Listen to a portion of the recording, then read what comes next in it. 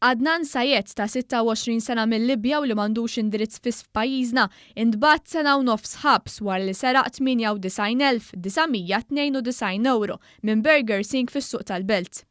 Is-serqa saret nhar it-tnejn wara nofsinhar fi pjan ikkoordinat bejn 4 nies.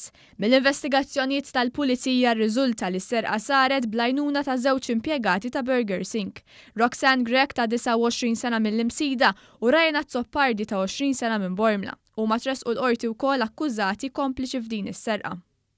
L-ispettur Flery qal li Sayed wara ħal basket mimli flus mis-suq tal-Belt rikeb ġo taxi li kienet misjuqa minn Kej Grima li tressa l-qorti nhar l-erba' u qed jiffaċċja akkużi li huwa wkoll kompliċi f'din is-serqa.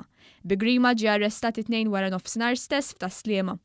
L-ispettur Flery qal li rriżulta li x-xufier tat-taxi kellu informazzjoni miż-żewġ impjegati dwar il-flus huma assistew lil Sayed fis-serqa mir-ristorant Burger King li kienu jaħdmu fih. Quddiem il-Maġistrat Gabriella Vella Sayed u ż-żewġ impjegati ammettew l-akkużi miġjuba fil-konfront tagħhom u ma kkuperaw mal-Pulizija. Il-Maġistrat Gabriella Vella sabet lil Adnan Sayed ħati u ġie kkundannat 18-il xahar ħabs. Sayed huwa riċediv u kellu sentenza sospiża ta' 6 xhur ħabs wara li għamel ħerba u kisser ħġiġ tal-bibien u twieqi fl-emerġenza Mater Dei. Għaldaqstant huwa se jkollu jiskonta pjena ta' 2 snin ħabs. Il-Maġistrat Vella sabet ukoll ir-Roxanne Grek u Rajna Zoppardi ħatja. Huma wkoll ikkoperaw mal-Pulizija għaldaqstant huma ntbagħtu 2 snin ħabs sospiżi għal 4 snin. U ma nataw ordni biex ma jkellmux lis-sit ta' Burger King. Bis-salarju se jingħata lilhom barra ġamment tibejn l-avukati biex ma jagħmlux kuntatt mas-sit. Il-prosekuzzjoni tmexxiet mill-ispettur Flery u Lajden Zammit.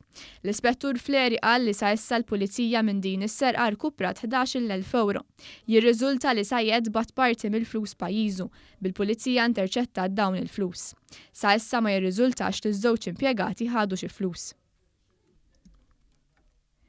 Jonathan James Borge ta' 38 sena minn Zewġ tressa l-qorti akkużat li ħaf flus li kienu tal-kumpanija li kien jaħdem magħha. Il-prosekuzzjoni mmexxija mill-ispettur Joseph Sherry u Dorjet Camilleri qalu l-kumpanija Ressqet kellha tirċievi flus mingħand klijenti tax-xogħol li għamlet ta' riklamar fis-settur tal-gaming.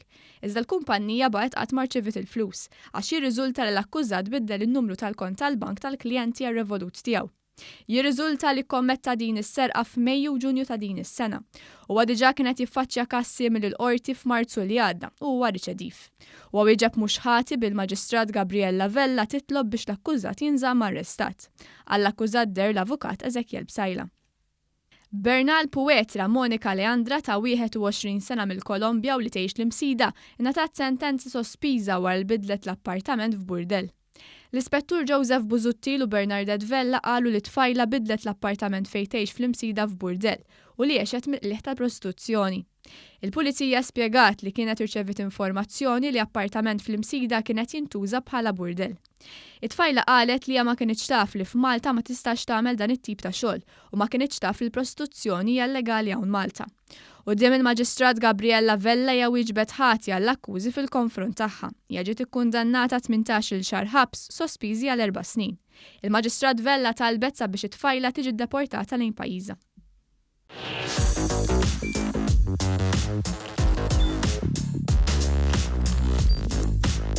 Idħol fuq one.com.mt u hemmhekk tista' tara l-programmi kollha li jxandru fuq One permezz ta' One Play.